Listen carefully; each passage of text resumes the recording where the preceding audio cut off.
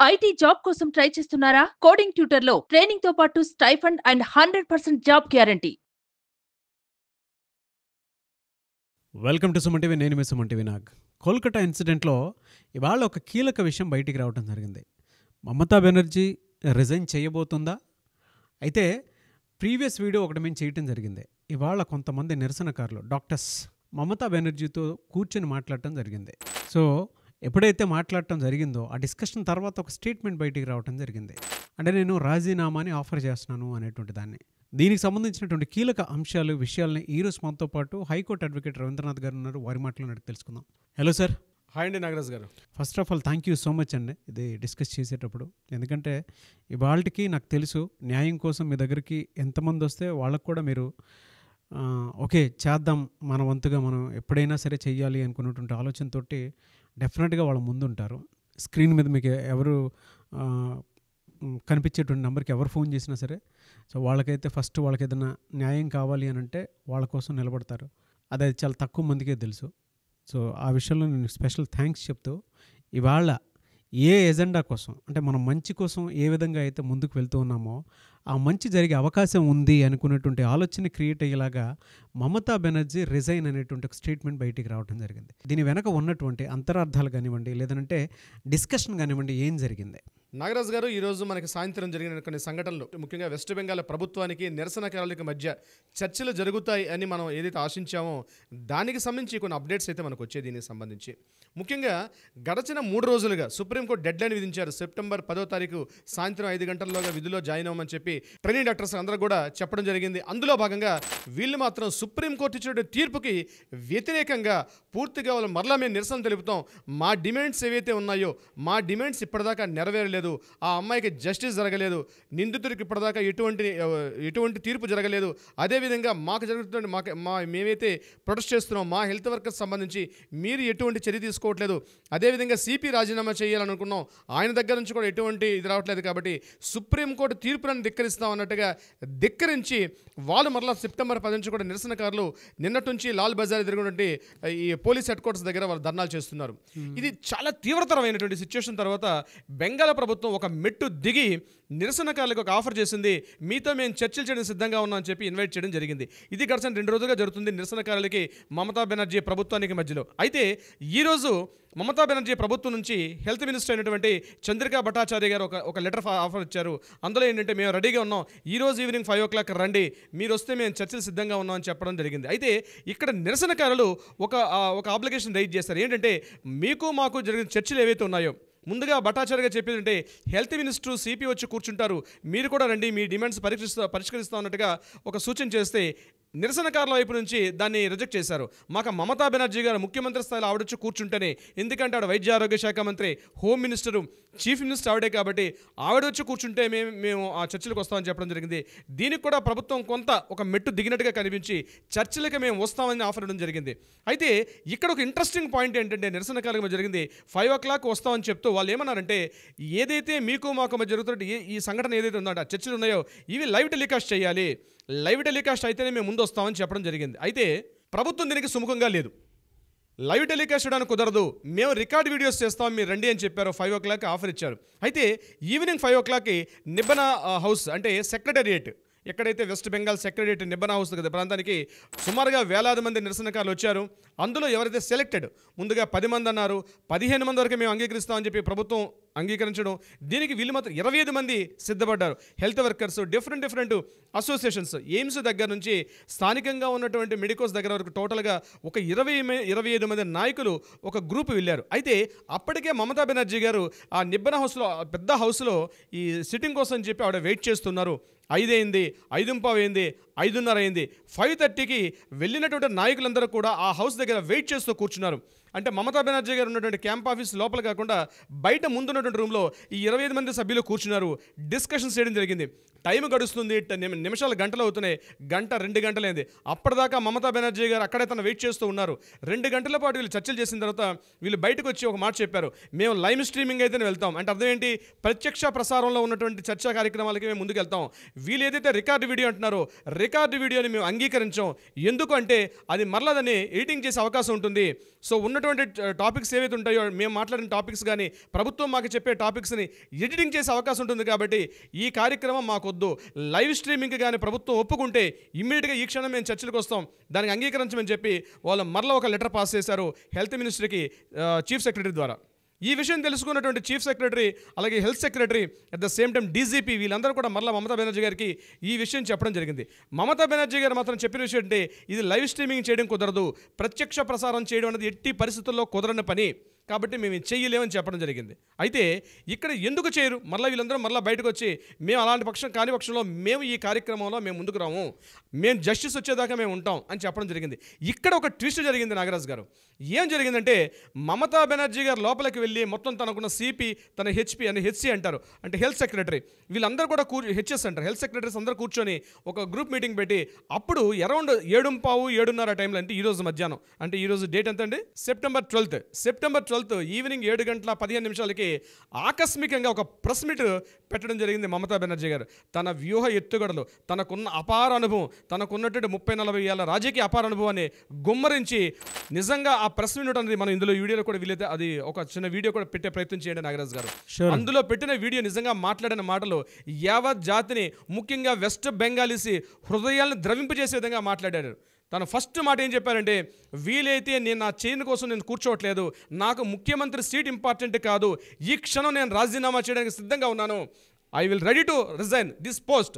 నాకు ముఖ్యమంత్రి పోస్ట్ అనేది కాదు, నాకు నా ప్రజలే ముఖ్యం, ఎవరైతే బాధిత తండ్రులు, బాధిత పేరెంట్స్ ఉన్నారో వాళ్ళకి నేను న్యాయం చేయడం ముఖ్యం అని విషయం మాట్లాడుతూ, ఎవరైతే హెల్త్ వర్కర్స్ ఉన్నారో వాళ్ళ వైపు నేను పోరాటం చేస్తాను. ఆల్రెడీ ఇదే షో ఆవిడ ఆల్రెడీ చేయడం జరిగింది. 20 days బ్యాక్ ధర్నాలో తనే ముందుండి తను హెల్త్ వర్కర్స్ తరఫున ధర్నాలో పార్టిసిపేట్ చేయడం జరిగింది ఒక 20 days బ్యాక్. అప్పుడు లైవ్లో ఆవిడ పార్టిసిపేట్ చేశారు.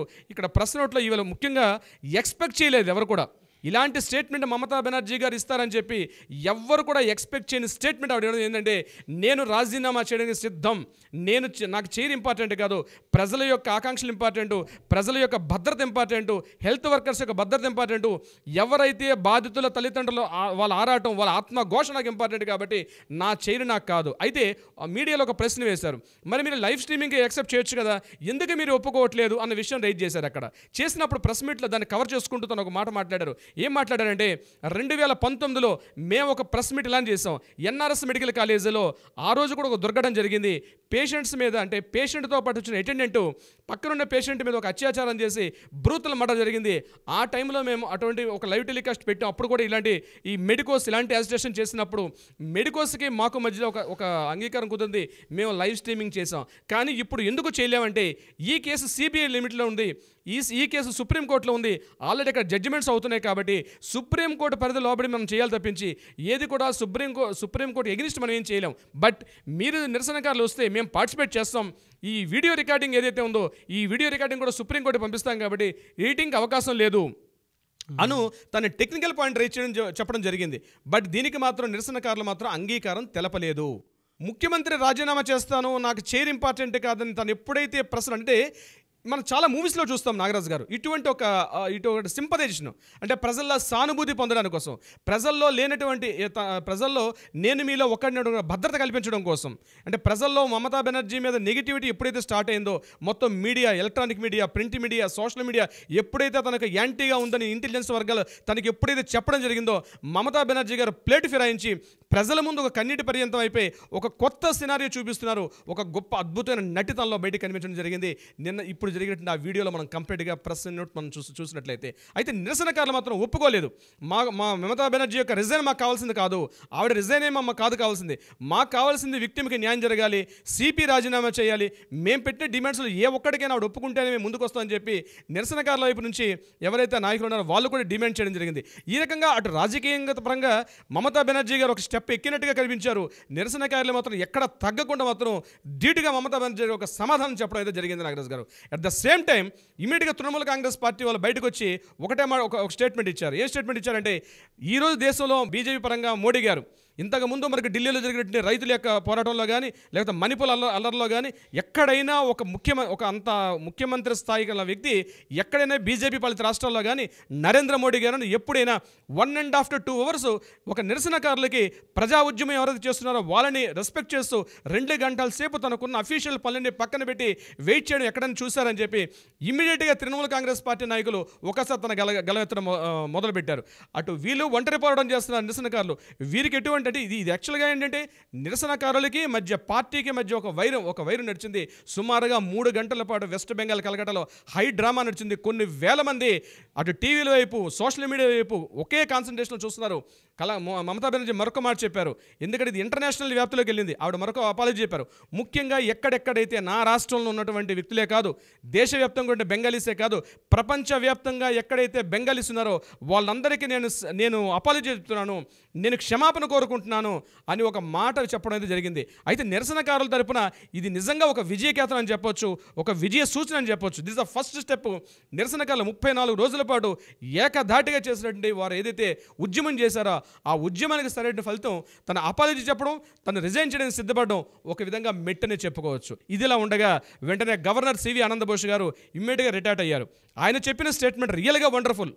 ఆయన చెప్పిన స్టేట్మెంట్ అంటే, నేను రాష్ట్రంలో రాజ్యాంగబద్ధమైన ఒక స్థాయి ఒక పాత్ర ఉంది కాబట్టి నాకు లిమిటేషన్స్ ఉన్నాయి కాబట్టి నేను మాట్లాడలేకపోతున్నాను. కానీ నేను మాత్రం ఈ రోజు నుంచి ఎక్కడైతే మమతా బెనర్జీ పార్టిసిపేట్ చేసే ఏ పబ్లిక్ మీటింగ్లో కానీ, మమతా బెనర్జీ పార్టిసిపేట్ చేసే ఎటువంటి ప్రోగ్రామ్స్లో కానీ, అధికారిక ప్రోగ్రాం కావచ్చు అనధికారిక ప్రోగ్రాంలు కావచ్చు, ఎక్కడ కూడా నేను పార్టిసిపేట్ చెయ్యను. ఎందుకంటే ఒక హోమ్ మినిస్టరు ఈ రాష్ట్రంలో శాంతి భద్రతలు పూర్తిగా లోపించినటువంటి తన వ్యవస్థ ఏదైతుందో పూర్తిగా వ్యవస్థ భ్రష్టు పట్టింది. ఇన్ని లక్షలాది మంది రోడ్ల మీదకి వచ్చి వాళ్ళ ఇల్లు వాకిళ్ళు వాళ్ళు పూర్తిగా వదిలి రోడ్ల మీద వాళ్ళ బయట చేస్తుంటూ కూడా కనీసం కంటి తుడుపు చర్యగా మీటింగ్ పిలుస్తుంది తప్పించి తను ఏ రకం చర్యలు చేయలేదు. కాబట్టి నేను ఒక రాజ్యాంగబద్ధ పాత్రలో ఉండి నేను ఏమి చేయలేని పరిస్థితులు అని చెప్పి తన అసహనాన్ని వెళ్ళిబుక్కుతూ, తనకున్నటువంటి కోపాన్ని వెళ్ళిబుక్కుతూ తను చెప్పారు గవర్నర్ మన సివి ఆనంద్ బోస్ గారు. చూద్దాం పరిస్థితులు ఎలా ఉంటాయో, ఈ రాత్రికి ఏం మారుతాయో, ఉదయానికి ఏమొస్తాయి అప్డేట్స్ కూడా చూద్దాం. నాగరాజ్ గారు, స్టేట్మెంట్లో చాలా రకాలైనటువంటి మాటలు ఉంటాయి సార్. అంటే నేను రాజీనామా చేయడానికి సిద్ధం ఒక స్టేట్మెంట్, నేను రాజీనామా చేస్తున్నాను ఇదొక స్టేట్మెంట్, నేను రాజీనామా చేసేస్తాను ఇదొక స్టేట్మెంట్, నేను రాజీనామా చేసేసాను. ఇలా కనుక మనం మాట్లాడుకోవాలనుకుంటే ఆవిడ ఏ కేటగిరీలో మాట్లాడారో పర్టికులర్గా ప్రజలకు అర్థమైంది కాలేదు అనేటువంటి విషయంలో క్లారిటీ లేకుండా లేదు. ఆవిడ ఏంటి అని అంటే, ఇప్పుడున్న దానికి నేను ఆఫర్ చేస్తున్నాను రాజీనామా అని అంటే ఎవరు సార్ అసలు కనిపించేవాళ్ళు? ప్రజలు ఏమైనా పిచ్చోళ్ళా సార్? ఏంటంటే ఇప్పుడు గవర్నర్ కూడా ఇంకొక మాట మాట్లాడటం జరిగింది, ఇందాక ఒక మాట, శాంతి భద్రతలు లోపించే అవకాశం ఇక్కడ కలిగింది కాబట్టి సో నేను ఎక్కడా కూడా అటెండ్ అవ్వను అని చెప్పేసి. షీఈస్ బీయింగ్ హోమ్ మినిస్టర్, అవన్నీ జరిగాయి కాబట్టి దీన్ని బట్టి మనం అర్థం చేసుకోవాల్సింది చూసుకుంటే ఒక పాయింట్లో మాత్రం విజయకేతనం ఎగరవేశారని చెప్పడంలో ఏ మాత్రం సందేహం లేదు. అది కూడా డాక్టర్స్ నిరసనకారులు ఎవరైతే ఉంటారో వాళ్ళు మాత్రం విజయఢంకా మోగించారని చెప్పడంలో ఏ మాత్రం సందేహం లేదు. So special thanks to them, hats off to them. And మీకు కూడా స్పెషల్ థ్యాంక్స్. ఎందుకంటే ప్రత్యేకంగా నాగరాజ్ గారు, ఎప్పుడో స్వాతంత్ర పోరాటంలో వందే మాతర ఉద్యమం అన్నది ఎప్పుడైతే మనకి కలకత్తాలో స్టార్ట్ అయిందో 1911 ఆ ప్రాంతంలో యావత్ భారతావని మొత్తం కూడా ఒక స్వాతంత్ర ఉద్యమం, ఒకటే ఉద్యమం, మాకు ప్రత్యేక రాష్ట్రం మాకు ఇచ్చేసేయాలి, ప్రత్యేక దేశం మాకు కావాలి, క్విట్ ఇండియా అని ఉద్యమాలు నడిచినటువంటి కలకత్తా ప్రాంతంలో మరలా ఒక 100 సంవత్సరాల తర్వాత ఈరోజు మనం చూస్తున్నాం ఒక కొత్త మార్పుకి. నిజంగా అక్కడుంటే ప్రతి ఒక్క ప్రజలు కూడా మనం పేరున మనం ధన్యవాదాలు తెలుపుకోవాలి. ఎందుకంటే అంతటి ఒక నిరసన, అంతటి ఒక patriotism, I think it's a patriotism. అంత పేట్రియటిజం ఏ రాష్ట్రంలో కూడా కనిపించదండి. ఒక యూనిటీగా ప్రభుత్వంలో ఎంత దుశ్చర్యలు పాల్పడ్డారంటే 34 రోజుల పాటు సుమారుగా 300 ర్యాలీలు తీసి ఎంత దమననీతి అనిపించింది అక్కడ అవలంబించారంటే, అటు పత్రికా స్వేచ్ఛలు పోయినాయి, ఎలక్ట్రానిక్ మీడియా స్వేచ్ఛ పోయింది, సోషల్ మీడియాను తొక్కేశారు. అసలు వెస్ట్ బెంగాల్లో ఏం జరుగుతుంది బయట తెలియని ప్రపంచానికి ఒక హిట్లర్ ఎప్పుడు మనం చూసాం అట్లాంటి నిరంకుశత్వంగా వెస్ట్ బెంగాల్ చేస్తే. కానీ ఈరోజు ప్రజలు మాలో ఇంకా పేట్రియటిజం ఉందని నిరూపించుకున్నారండి. నిజంగా యావత్ దేశాన్ని కూడా వాళ్ళు ఒక మెసేజ్ పాస్ చేశారు ఈ విషయంలో. జరుగుతుంది సార్. అసలు జస్టిస్ అనేది చాలా త్వరగా వస్తుందని మనం భావించాలి. ఎందుకంటే కాళ్ళ బేరానికి వచ్చినట్టు నేను ప్రీవియస్ వీడియోలో ఒక మాట అన్నాను, ఈ రోజు గుర్తొచ్చిందా కాళ్ళ బేరానికి రావటం అనేది. అంటే there is no second option, there is no chance. దీనికి త్వరితగతిన జస్టిస్ జరిగే అవకాశం ఉందని మనం డెఫినెట్గా భావించాలి. ఎందుకంటే అక్కడ చేసినటువంటి ప్రొటెస్టర్స్ ఎవరైతే ఉన్నారో ఇది వాళ్ళ success, there is no doubt. త్వరగానే మనం జస్టిస్ చూస్తాము. సో అప్పటి వరకు మనతో పాటు నాగరాజ్ గారు అండ్ రవీంద్రనాథ్ గారు మీ వీడియో చూసుకుంటూ కూడా మేము ప్రతిరోజు అప్డేట్స్ చూస్తున్నామని చెప్పేటువంటి ప్రతి వాళ్ళకు కూడా మీరు కూడా దయచేసి అంటే ఈ విషయాన్ని మాత్రం ఒక విజయంగానే భావించాల్సినటువంటి అవసరం కూడా ఉంది.